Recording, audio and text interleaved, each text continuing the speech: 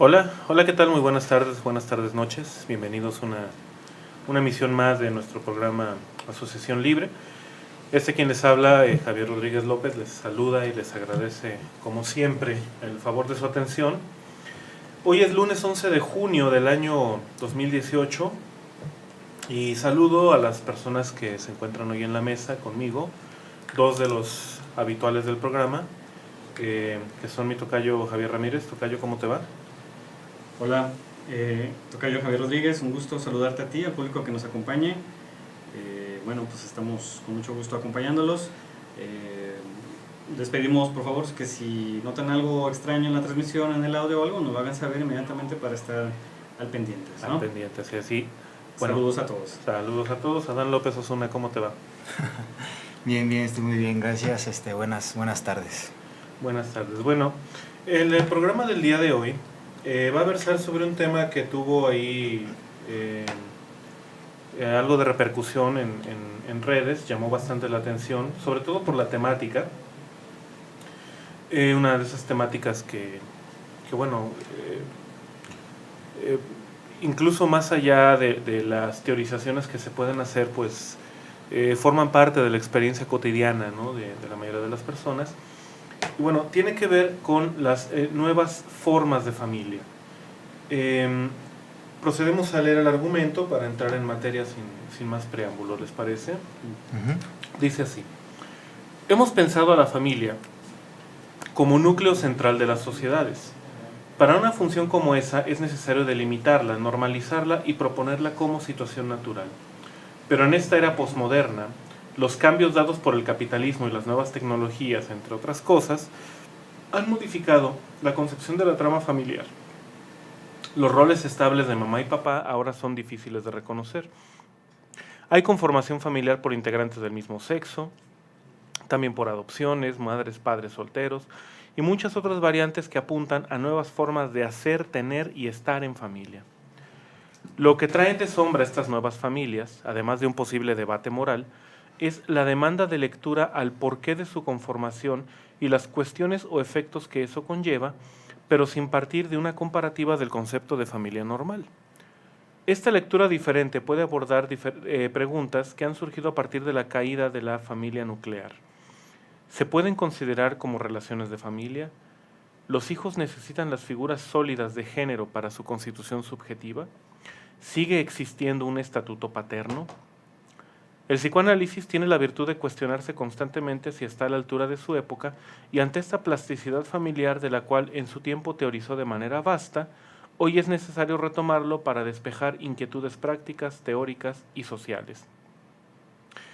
En esta emisión trataremos de darle lugar a lo novedoso para ensayar nuevas formas de entendimiento de lo familiar que hoy se conforman en nuestro contexto. Ese es el tema que vamos a trabajar en el programa de hoy. Como siempre, ya saben, a los que nos escuchan, los invitamos a que participen con nosotros. Pueden hacerlo a través del chat de la página de La Exquisita Ignorancia. Pueden hacerlo a través de la página de Facebook de Asociación Libre, que son Asociación Libre y Asociación Libre Programa de Radio. También lo pueden hacer a través de Twitter, @asociacionl, y en la caja de comentarios del video que se está transmitiendo en vivo en estos momentos a través de YouTube. Ahí ustedes entran a la página de La Exquisita Ignorancia en Facebook y ahí aparece el enlace, ¿no?, del video que se está transmitiendo. Bueno, tocayo, Adán, una problemática que no es de interés solamente del psicoanálisis, sino que es una cuestión que se mueve en el ámbito de lo cotidiano, ¿no? Esta noción de... Sí. Es como muy fácil caer en la trampa de que vamos a hacer una descripción de los distintos tipos de familia. Pero bueno, Sí. no va por ahí la cosa, ¿no? Son otras preguntas las que nos estamos haciendo, tocayo. Bueno, a ver si me escucho. Sí, ¿sí te escuchas? ¿Me escucho? Muy bien. Sí, ¿sí te escuchas? Un poco con eco, a ver si el audio mejora. Bueno, en lo que se adecua, tocayo, bueno, para variar, me parecería interesante partir de, como solemos hacer, el tratar de justificar o identificar la relevancia que pueda tener el asunto. En el argumento que planteó Adán, que acabas de leer, tocayo, se señala algo desde el inicio, que es que no nos interesa este debate moral o moralista, ¿no? Que eso es importante. Eso es importante desmarcarnos de ahí porque, bueno, hay cierto nivel de debate sobre el asunto de los cambios que se dan en la familia, que parten pues obviamente de estas alteraciones y los efectos que tienen en ciertas ideologías o valores que tienen ciertas personas que, bueno, llevan a creer que la familia es o debe ser de tal o cual manera. Entonces, no nos interesa esa parte, nos interesa a partir de que está ocurriendo algo, y pues nos interesa tratar de, por lo menos, entender, y si no de manera exhaustiva, ¿no? Por lo menos hacerle caso a las preguntas que derivan de esa realidad, que pues tengan que ver con sus efectos en eso que llamamos la subjetividad y el lazo social. Entonces me parece que, primer punto, ¿no? Hay que ubicar esa acotación. En segundo lugar, bueno, ¿en qué contexto estamos? ¿Qué está ocurriendo? Como para plantearnos la cuestión de qué está pasando, cuáles son esos cambios y cuáles son los efectos que tienen esos cambios en la subjetividad y en el lazo social.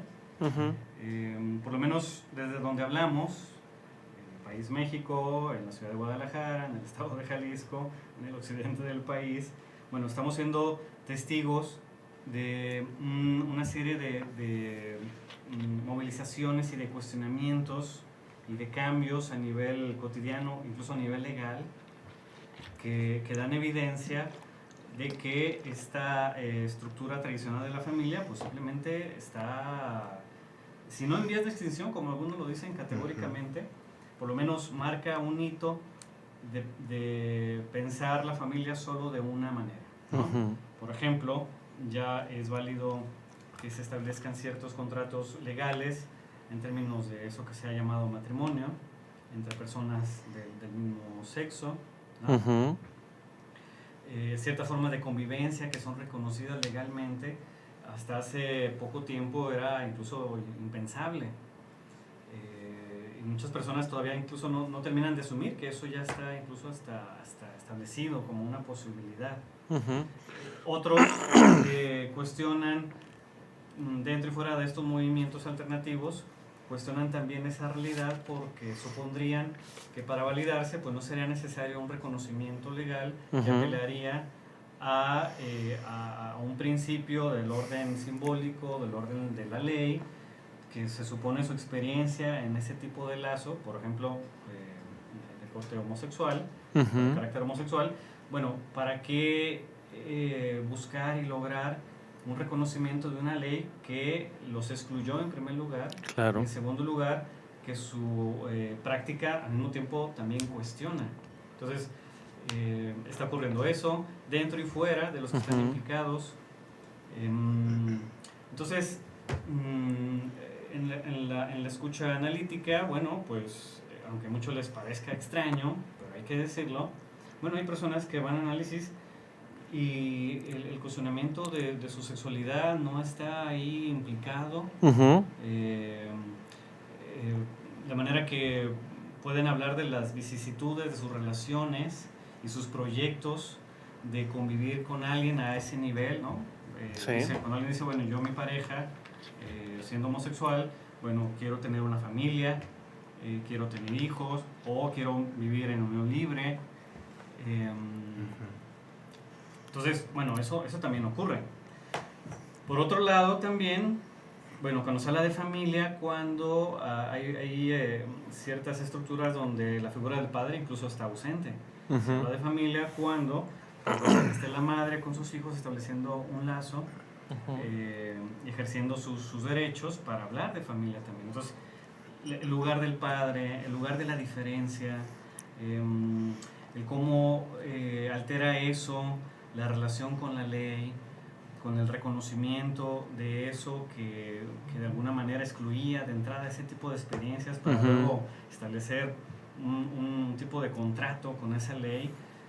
Son situaciones, son hechos que, bueno, hasta hace poco decíamos eran impensables, ¿no? Ujú. Y el hecho de que están ahí. Entonces, en ese contexto es en el que estamos hablando. Tal vez quien nos escuche en otra latitud puede reconocer situaciones similares, pero Sí. es desde ahí desde donde nos preguntamos qué efectos tiene estas nuevas formas de establecer estos lazos familiares con la ley, por fuera de la prioridad de la figura del padre, Ujú. en esta tensión también con la sociedad.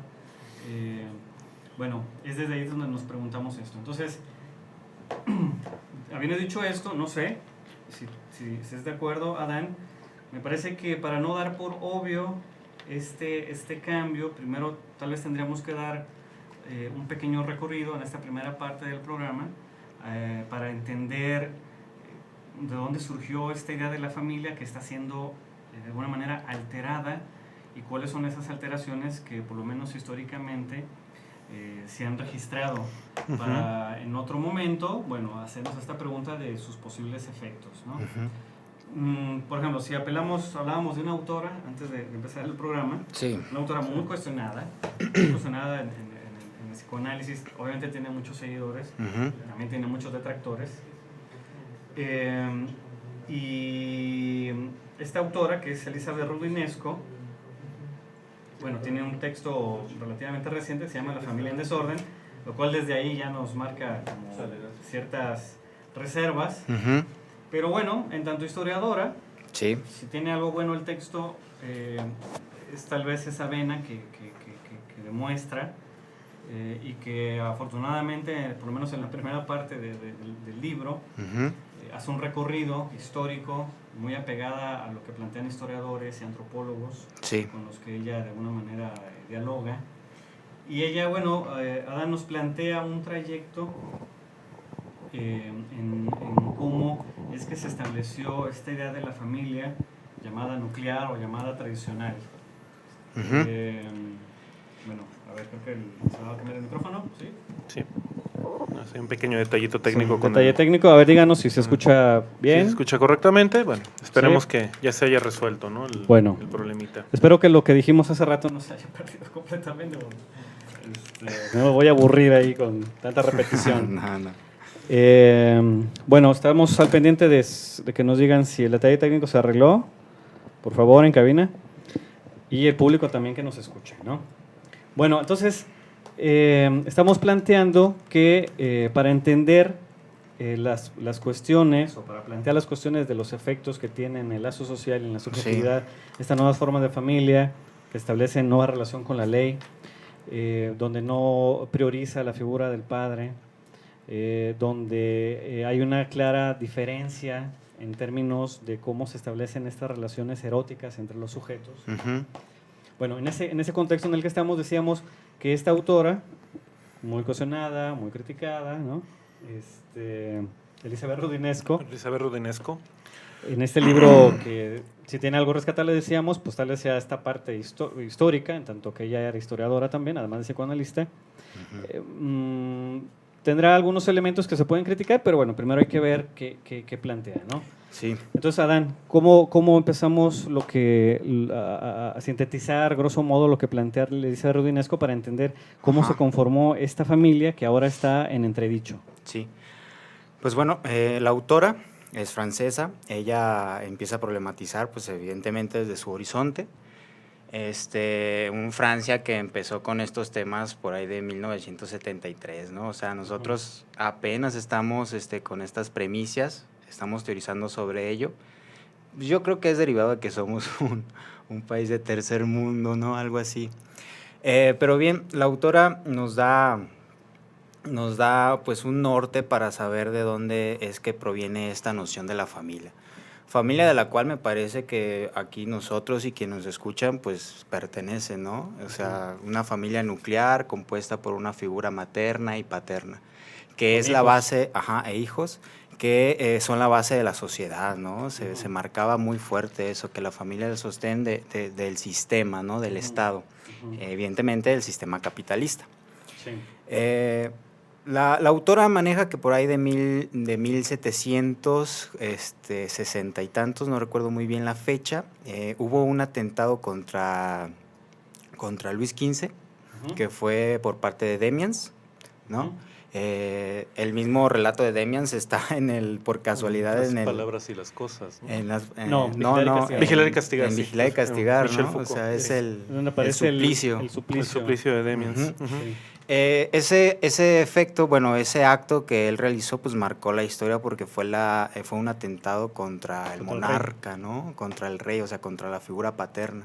Según la autora, pues desde ahí viene la decaída de la figura paterna, ¿no? Ujú. Posteriormente, con la revolución industrial, la figura de la familia, que era antes apegada a lo divino, ¿no? O sea que por eso estaban los monarcas, según eso, ¿no? Tenían contacto con lo divino, era una especie de familia sagrada y demás. Después de la revolución industrial, pasa a ser ya una figura más de administrativa, ¿no? Ujú. Ya no es aquel padre o ya no es aquella familia que está en contacto de lo divino, sino ahora con la administración de una pequeña empresa. Y pues así se va como que, si no degradando, sí manipulando la figura de la familia, pues para que ahora ya no sea una especie de transmisora de algún saber divino, de algún saber que esté entre la tierra, el cielo, no sé, y demás, sino ahora con la transmisión de habilidades, la transmisión de saberes para poderse sostener, la herencia de las grandes fábricas y demás, ¿no? En esta vena de lo que retomas, Adán, Ajá. de lo que dice a su vez Rodinesco, no vamos a repetir ni a espolear como se dice ahora, ¿no? Ujú. Todo Claro. lo que dice para que el público pueda contrastar con su lectura lo que ella dice. Pero sí hay que ubicar entonces que en este trayecto de la familia, entendida como este cúmulo de filiaciones que se dan de una generación a otra y donde también se establecen ciertas alianzas con otras familias, Claro. ciertos intercambios, Ujú. ¿no? Por ejemplo, de alguno de sus integrantes para establecer una alianza con otra familia, y donde a su vez está como esta condición, este principio que plantea Levi-Strauss, ¿no? La prioridad, la importancia del interdicto, de la prohibición Delicioso. del incesto como condición para que las familias puedan establecer estos intercambios y estas Ujú. alianzas con Ujú. otros linajes, ¿no? Bueno, si entendemos la familia como esta unidad, digamos, o este conjunto con estas características de filiación, Sí. de Parentesco, alianza, de ajá. parentesco, generacional, Ujú. de interdictos, de ciertas prohibiciones que establecen lazos entre diferentes linajes. Ujú. Bueno, ella, si estoy mal, corrígeme, Adán, pero bueno, en su recuperación de la historia plantea entonces que hay que entender la problemática de esta llamada familia nuclear en el trayecto de estos siglos, ¿no? O sea, aunque hay algunos registros que indican que ya había algo de ello en la Edad Media, es a partir de esta modernidad en los últimos siglos, digamos, prácticamente lo que será el final del Renacimiento hacia el siglo XX, Ujú.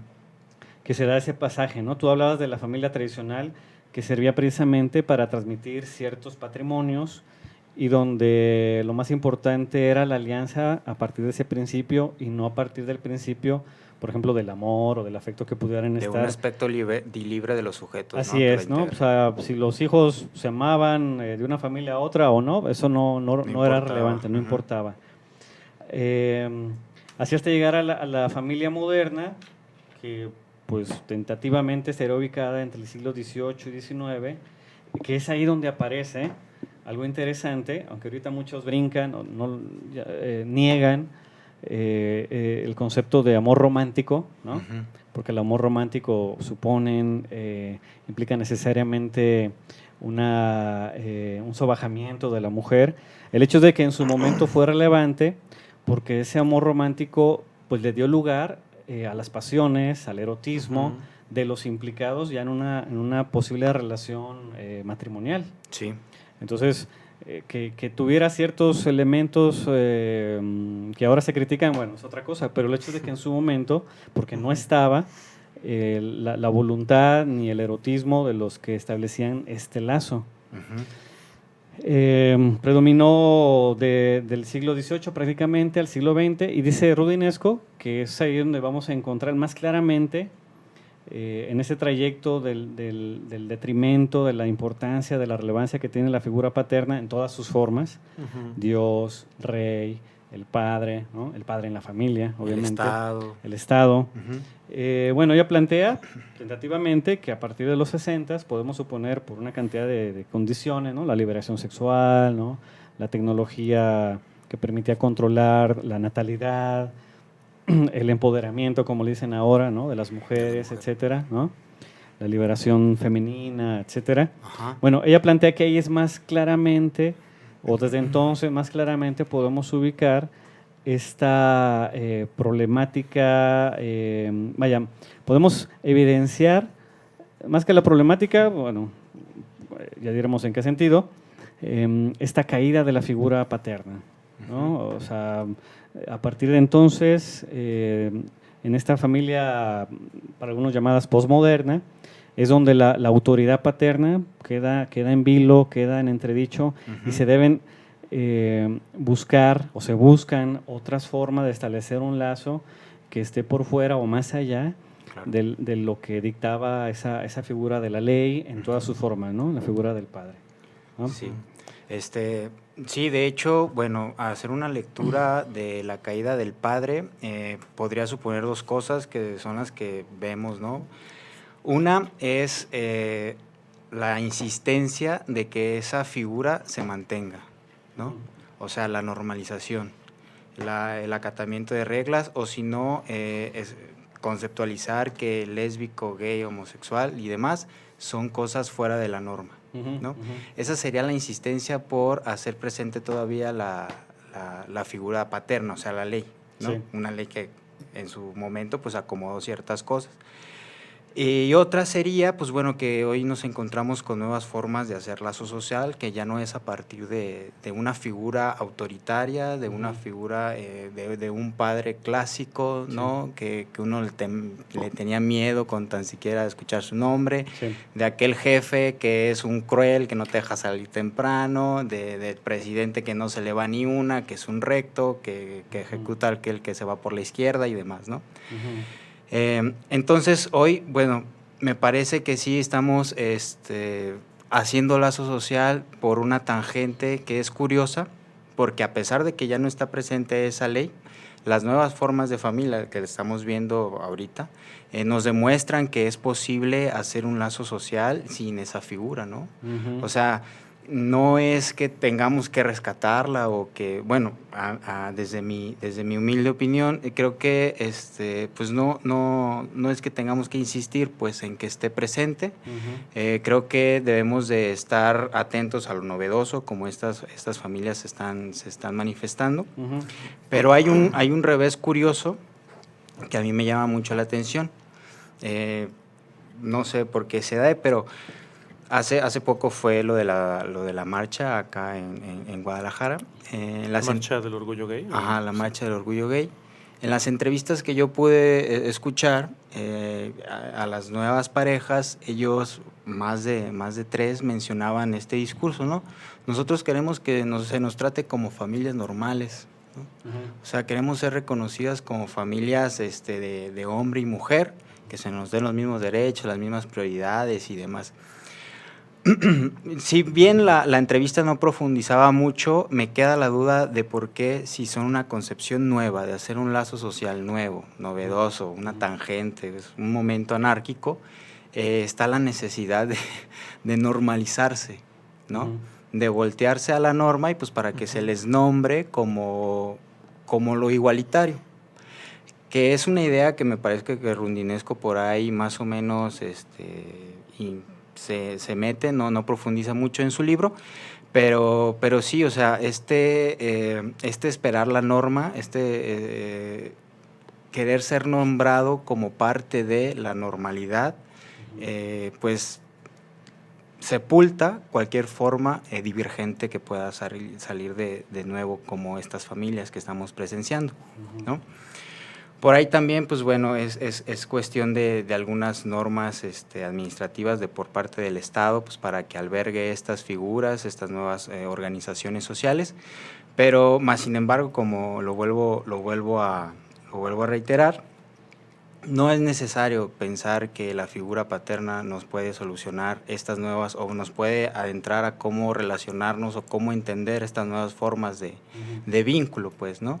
O sea, las normas del Estado no van a poder aglomerar y no van a poder acaparar toda esa exigencia de novedoso que hay hoy en día en nuestra sociedad. Bueno, más presente acá en nuestra ciudad que pues no está de más decirlo, sí tiene un fuerte aspecto moralista, ¿no? Ujú, sí.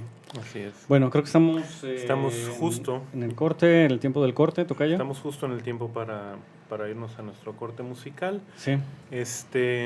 Bueno, pues no sé, Adán, ¿cuál es la selección que tengamos? Escogimos una de Silvio Rodríguez. Silvio. Es La familia, La propiedad privada, y el amor. Y la familia, la Un propiedad clásico de privada y el Silvio. amor de Silvio Rodríguez. Bueno, la escuchamos y regresamos a Asociación Libre.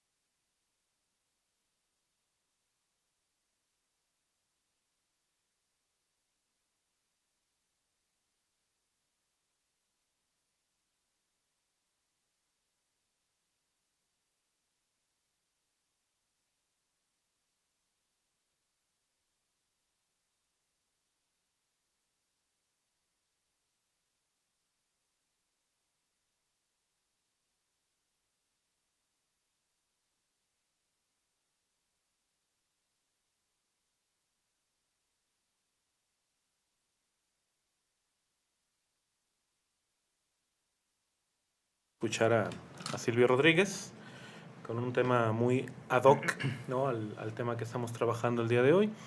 Les recordamos que estamos en Asociación Libre a través de La Exquisita Ignorancia Radio, transmitiendo en vivo. Que les habla Javier Rodríguez López. Y bueno, les recordamos que estamos hablando sobre las nuevas formas de familia. Les recordamos que pueden participar con nosotros a través de los diferentes canales de nuestro programa, Twitter, @Asociación L, a través del chat de la página de La Exquisita Ignorancia y los grupos de Facebook de Asociación Libre y Asociación Libre Programa de Radio. También en la transmisión de YouTube, en la página de Facebook de La Exquisita Ignorancia. Ahí pueden dejar ustedes algunos comentarios, sus saludos o retroalimentaciones. Por cierto, Tocayo, Adán, me están pidiendo ahí un saludo para Lizzy Durán, que ahora sí nos está escuchando en vivo. Muy bien. Saludos, Lizzy. Un saludo. Un saludo. Ya la comprometimos públicamente a que va a regresar al programa. A ver si es cierto.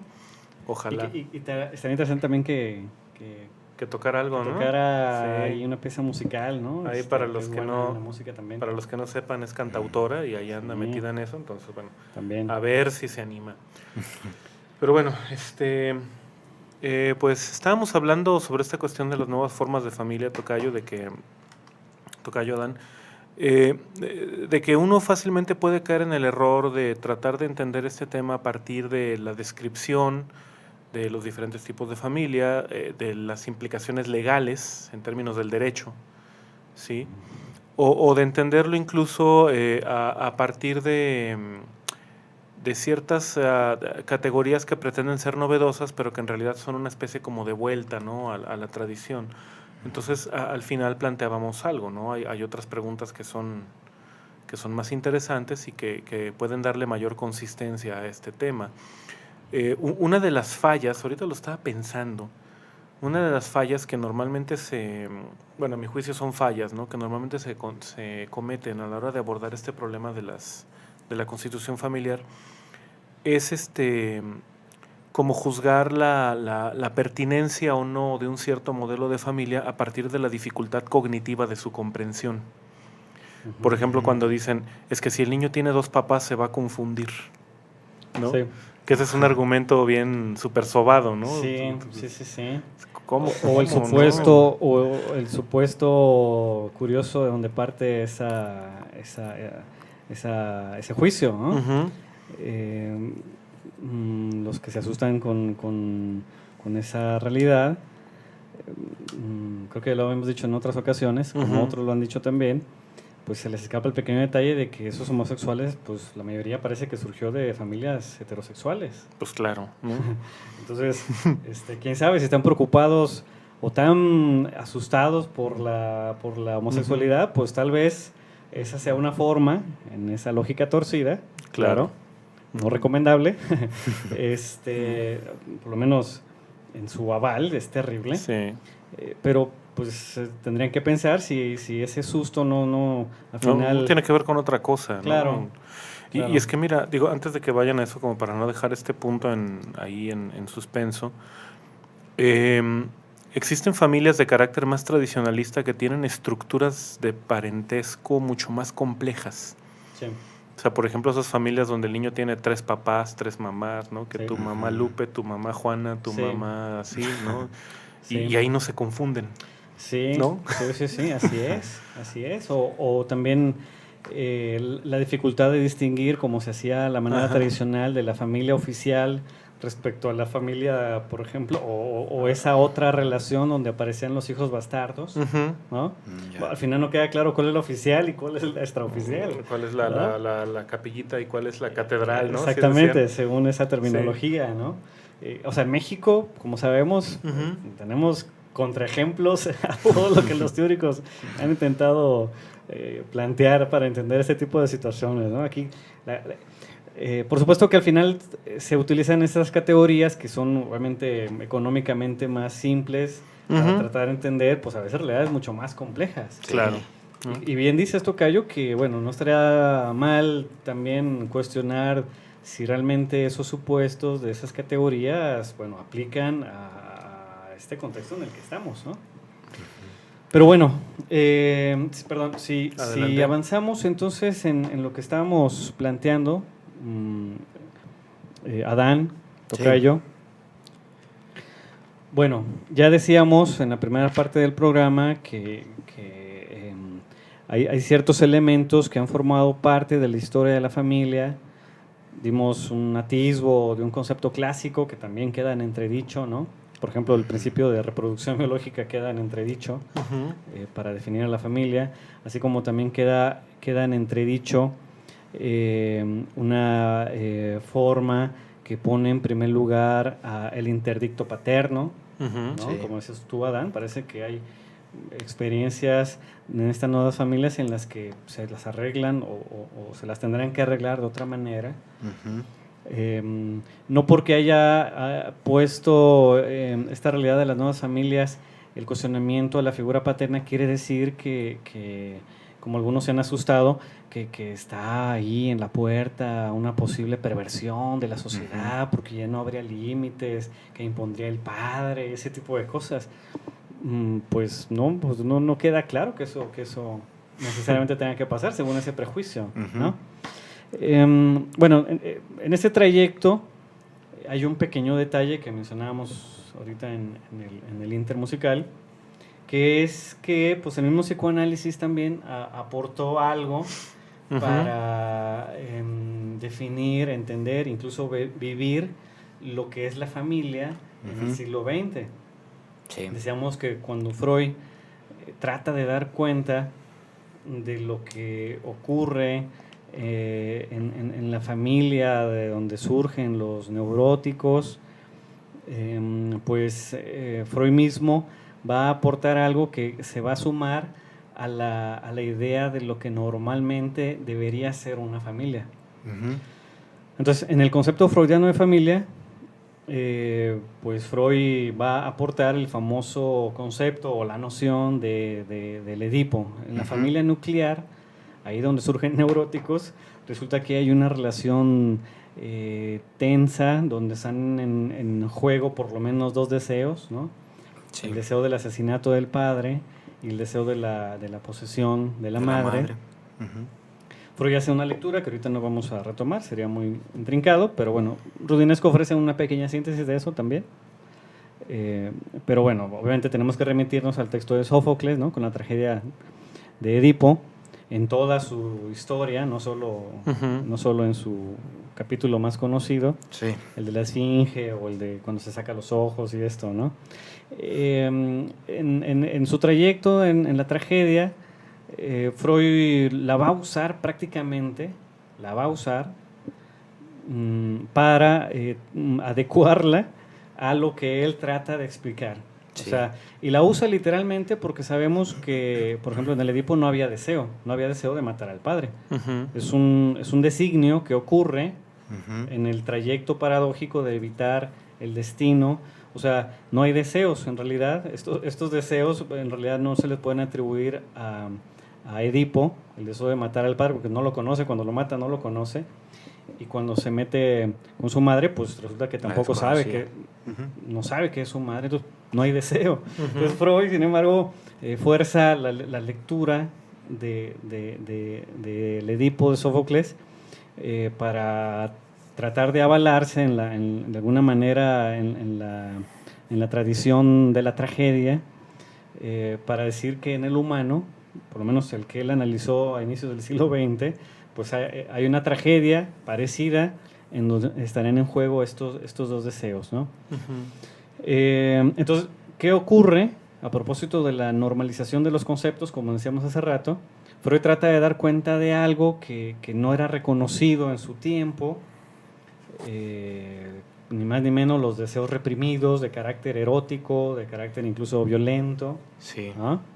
Que forman parte de la relación que establecemos con nuestros padres y de ahí con los otros, ¿no? Pero Freud, pues resulta que al hacer eso, pues va a dejar como legado en la cultura la idea de que la familia tiene eso, de que en la familia están en juego los deseos de carácter incestuoso y los deseos de carácter violento contra el padre. Entonces, con la transmisión y la difusión, incluso la vulgarización del psicoanálisis en las décadas del siglo XX, pues creo que ya a todos nos ha tocado escuchar, todavía en el siglo XXI, que hay personas que explican lo que pasa entre el niño o la niña, el papá y la mamá en términos del Edipo, ¿no? Sí. O sea, es un saber ya... No, y en términos incluso hasta novelescos, ¿no? Sí. El niño se enamora de la mamá y Sí. quiere matar al papá. No, tal cual, o sea... Así tal cual, ¿no? Sí, o sea, a lo mejor de manera muy burda, ¿no? Muy caricaturizada, pero pues es interesante porque la gente misma adoptó, aunque no hayan leído a Freud, han adoptado esa novela, novela familiar. Esto que Moscovici llamó la representación social. La representación, ¿no? sería un ejemplo de una representación social del psicoanálisis, cuando una cosa es la teorización que hace Freud, para tratar de dar cuenta, una teorización que tiene huecos, tiene problemas. No, acá no importa, en la vida cotidiana se pasa tal cual, ¿no? La representación social del Edipo, ¿no? Entonces, al darse esto, pues resulta que se normaliza. Sí. O sea, tendría que pasar algo del orden de lo edípico para que un niño, por ejemplo, pues pueda pasar de una etapa a otra, ¿no? Si a eso le sumamos la famosa caricatura de las etapas psicosexuales, en estas lecturas simples del psicoanálisis, parece que el Edipo resulta que se da en cierta etapa, entonces tendría que resolverla para que eventualmente llegue a la etapa de la genitalidad, ¿no? Entonces pues, se normaliza. Entonces, sí. Es normal que el niño exprese esas cosas. Bueno, es un problema. Decíamos en el interludio que a propósito de estos movimientos alternativos que cuestionaron a la familia y que sin embargo luego buscan un reconocimiento legal para ser reconocidos como familia, pues parece que este asunto de zafarse de la normalización es muy, muy complicado, sí, a nivel del activismo y a nivel de la explicación de este tipo de asuntos, ¿no? ¿Cómo ven? Sí, mira, me parece que la sociedad occidente es freudiana, ¿no? Entonces, en estos casos. Sí. Lo interesante y otra lectura del Edipo también, contextualizando un poco cuando Freud daba estas teorías, pues era caótico decir que en la relación familiar había también relación sexual, pues, ¿no? Sí. En ese momento, pues, era cosa que hacía temblar los grandes pilares. Pero algo curioso, cuando Freud teoriza lo del Edipo, le da lugar a la singularidad del deseo. O sea, no nada más, creo que desde mi lectura ante el Edipo, no nada más hace la figura para que surja lo que es una neurosis, ¿no? O las otras estructuras psíquicas, sino que le da el lugar a la multiplicidad del deseo, pues, ¿no? Algo sí, que no estaba presente en las familias. O sea, Freud jamás rechazó la homosexualidad como algo divergente que estuviera mal, la psicosis también como algo que estuviera mal, sino que, pues bueno, para esa época fue tan revulsivo que, pues bueno, sí generó una normalización mundial, ¿no? Bueno, en Occidente, de la concepción de familia, pero sí, yo quisiera nada más denotar eso. Creo que le dio entrada al deseo, y el deseo es, pues, múltiple, ¿no? Tan siquiera en la razón de Freud es algo desconocido. Es un poco la conclusión a la que llega Rudinesco, con otros historiadores, repito, no solo ella, cuando ella dice, y cito, la novela familiar freudiana suponía, en efecto, que el amor y el deseo, el sexo y la pasión, se inscribieran en el núcleo de la institución del matrimonio. O sea, le da un lugar a eso que de alguna manera estaba ahí, digamos, en bruto, pero no tenía un reconocimiento y mucho menos un lugar para entender qué relación tendría con ciertas experiencias del orden del síntoma, del orden del malestar, etcétera, ¿no? Obviamente ese aporte freudiano se queda. Lo problemático va a ser cuando eso se queda como representación social también, como decía Javier Rodríguez, y se vuelve una norma, ¿no? Tendría que haber cierto tipo de experiencias para hablar de y que queda entre psicoanalistas. O sea, no nada más en el público en general, sino inclusive psicoanalistas se quedan con eso. Pues se quedan en todos, psicoanalistas, psicólogos, hasta yo creo que no me extrañaría que a estas alturas hasta consejeros matrimoniales, ¿no? No, y eso es más que todo. No me extrañaría, ¿no? Sí. Sin embargo, quisiera recuperar una cita que hace rudinesco de Michel Foucault, tampoco para, no dejar ahí como la idea de que entonces se eliminó este potencial crítico o subversivo del psicoanálisis, ¿no? No. Hemos hablado en varios programas que, bueno, el psicoanálisis tiene como ciertos matices, ¿no? Sí. Así como ha subvertido ciertas cosas, cuestionado otras, pues dentro y fuera del psicoanálisis también se han dado usos para establecer incluso ciertas formas de normalización, incluso de control, Sí. ¿no? Pero bueno, hemos hecho varios programas sobre eso. En la cita que hace Rudinesco de Foucault, cuando habla del psicoanálisis, dice lo siguiente, y lo cito: el honor político del psicoanálisis, o al menos de lo más coherente que puede haber en él, consistió en haber sospechado, y ello desde su nacimiento, es decir, desde su línea de ruptura con la neuropsiquiatría de la degeneración, lo que podían tener de irreparablemente proliferante esos mecanismos de poder que pretendían controlar y manejar lo cotidiano de la sexualidad. De allí el esfuerzo freudiano, como reacción sin duda al gran ascenso del racismo que le era contemporáneo, para postular la ley como principio de la sexualidad, la ley de la alianza, de la consanguinidad prohibida, del Padre soberano. En síntesis, para invocar en torno del deseo todo el antiguo orden del poder. Y a ello debe el psicoanálisis, en lo esencial y con unas pocas excepciones, haberse opuesto teórica y prácticamente, ni más ni menos que al fascismo. Sí. Entonces, bueno, podemos cuestionar estos usos normalizantes del psicoanálisis, pero bueno, como decía Adán hace un momento, el hecho es de que le dio un lugar a algo que obviamente va a estar más allá de esa pretensión de dar cuenta o de agotar o de controlar eso que se llama el deseo, ¿no? Estamos entrando en la última etapa. Tocayo, no sé si hay dudas o comentarios tuyos, del público. No, estamos bien. Lo que estábamos, digamos, pensando es que, a diferencia de lo que normalmente se considera la familia como la base de la sociedad y todo esto, sí valdría, creo yo, la pena preguntarse sobre, bueno, qué tanto las constituciones de la familia, las diferentes constituciones de la familia, dan lugar a ciertas posiciones subjetivas muy particulares. Es decir, cosas que, no cosas, sino más bien como posiciones en el sujeto que solo son posibles en la medida en que se sostiene un cierto orden familiar. Okay. Y cosas que a lo mejor, ciertas posiciones subjetivas que solo son posibles en la medida en que ese orden establecido se transgrede, ¿no? Por ejemplo, lo que comentabas hace algunos minutos, Tocayo, la cuestión del sujeto sin cuestionarse su sexualidad, o el sujeto que se asume que la sexualidad no debe cuestionarse, es precisamente aquel sujeto que asume la idea de que la familia tradicional no tiene ese valor para él, ¿no? O sea, digamos, algunos ejemplos cotidianos, ¿no? Una mujer dice: voy a tener un hijo con padre o sin padre, ¿no? Casada, no casada, con pareja, sin pareja, yo voy a tener un hijo, ¿no? Sí. O sea, ahí hay una noción de la familia sin cuestionarse el sexo, por ejemplo, ¿no? Estas relaciones de carácter familiar en las cuales, por ejemplo, el abuelo ejerce el rol paterno ante la ausencia del padre, ¿no? Del padre biológico. Niños que no tienen, digamos que tienen la facultad de asumir que pueden, digamos, desplazar la autoridad al tercero ausente, ¿no? Por ejemplo, le pido permiso a la mamá me dice que no, pues voy con el abuelo me dice que no, pues voy con la abuela, y así encuentro a alguien que dice que sí.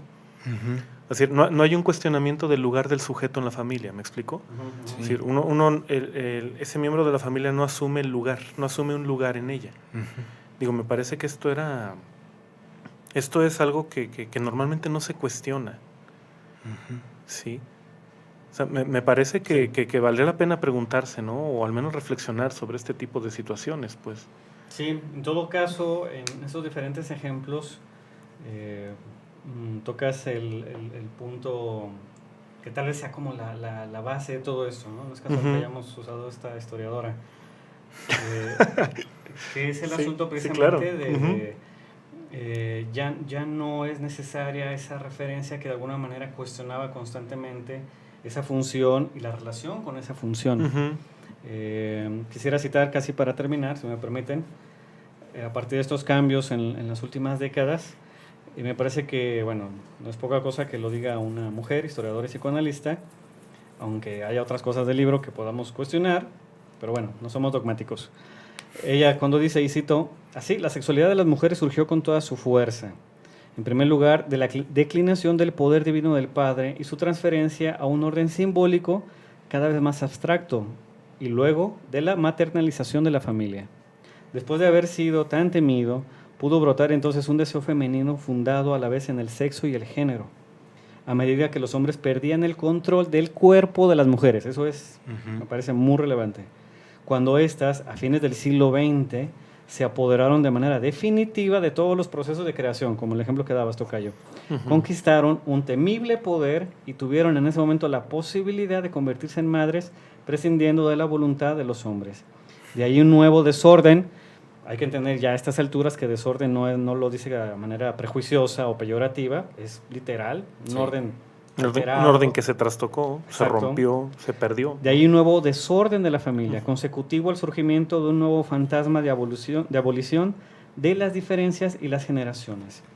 Esta última parte me parece que nos va, por cuestiones de tiempo, a dejar algunas cuestiones que tendremos que retomar en otro momento, ¿no? Un nuevo desorden de la familia consecutivo al surgimiento de un nuevo fantasma, supongo que se refiere a la fantasía, de abolición de las diferencias y de las generaciones. O sea, algo que era fundamental en el concepto de familia tradicional, donde la diferencia de los sexos y la genealogía y la genealogía del linaje era fundamental para pensar la familia. Claro. Si eso está trastocado, si la diferencia está abolida y una relación generacional, entonces pues podemos incluso cuestionar si eso se puede todavía pensar en términos incluso del concepto de familia, ¿no? Sí. Si no es si no estamos siendo testigos de que sea otra cosa. Así es. Sí, mira, eso es interesante porque incluso tiene su espaldarazo legal. Sí. Esta cuestión de que los apellidos puedan colocarse en el orden en el que los padres o la madre lo desee. Sí. Ese espaldarazo legal de primero el apellido del padre, después el apellido de la madre, era, digamos, un reflejo estatal de la perspectiva del Estado, de lo que implicaba ese orden familiar que estás comentando, tocayo, ¿no? Así es. Ahora, el hecho de que una persona pueda decidir el orden de los apellidos o inclusive qué apellidos ponerle, si ponerle los 4 apellidos de los padres, puede decidir el orden en el que los quiere poner, etcétera. No, obviamente no estoy diciendo que el acta de nacimiento determine todos estos problemas, no, más bien es al revés. Precisamente todos estos desórdenes de los que estamos hablando, ¿no? De ese trastocamiento del orden genealógico, generacional, de los roles y de la diferencia de los sexos, se ve reflejado en esto. Y ahí es en donde mucha gente comete el error. Supone que se puede generar un orden social a partir de los espaldarazos legales a la familia. Cuando son resultado de esto que estás mencionando, ese trastocamiento. ¿no? Así es, ¿no? O sea, generalmente se aborda el problema al revés. Claro. ¿No? Y además se presupone que esa alteración va a ser destructiva, ¿no? Claro. Sí. De alguna extraña manera, quién sabe cómo, esos nuevos que llegan... Pues, ¿Cómo le llaman en lógica a esa falacia? La falacia de consecuencias adversas, ¿no? Sí, bueno, cuando criticas algo por las posibles consecuencias. Así es, negativas, que supones que son negativas. ¿Qué va a pasar con esos niños? Así ¿no? es, ¿no? No creo que pase. Pues miren, somos normales y el planeta lo tenemos al borde de la destrucción, ¿no? Sí. Imagínate. Entonces, quizá a lo mejor ya sea necesario una cosa ahí diferente, más diferente, ¿no? Pues quién sabe, ¿no? Bueno. ¿Estamos en tiempo, tocayo? Adán. Para terminar. No, nada, solamente pues bueno, quedan las ganas de seguir estudiando esto de lo diferente. Los moldes me parece que ya nos están alcanzando para comprender, ¿no? Y pues bueno, queda ahí también la pregunta de qué es lo humano, ¿no? ¿Qué sería lo natural, si es que nos queda algo de naturaleza? Sí. Porque se pensaba la familia también como un orden natural, sí, ¿no? Así es. Bueno, muy bien, pues estamos terminando, tocayo. Pues yo recomiendo que leamos los clásicos, ¿no? Desde Hegel, cuando él establece esta idea de la familia nuclear en sus roles típicos, ¿no? Sí, por el derecho. Sus trabajos sobre el derecho, Levi-Strauss. Levi-Strauss. El texto ya no lo mencionamos, pero bueno, además del texto freudiano de Tótem y Tabú. Ah, sí, también, sí, es verdad. Los 3 Tótem. ensayos de una teoría sexual. No lo mencionamos, pero por ahí está en el horizonte trasfondo, digamos, el texto de Lacan sobre la familia, ¿no? Así es. Bueno, hay muchísimo material, ¿no? Le mandamos saludos, bueno, a Alicia Durán, que ya la comentamos, Aurora Orozco nos manda saludos, muchas gracias. Isa Arn también nos manda saludos. María Carmen Ramírez, que está aquí presente, le mandamos un saludo también. Isabel Beltrán, que aquí está, no se ve en el video, pero aquí está de público. Y a Isabel Beltrán, bueno, un saludo, muchísimas gracias por estarnos escuchando. Tocayo, saludos. Adán, Gracias. se nos acabó el tiempo, nos escuchamos la siguiente semana en la Asociación Libre. Muy bien, gracias. Adiós. Buenas noches. Hasta luego.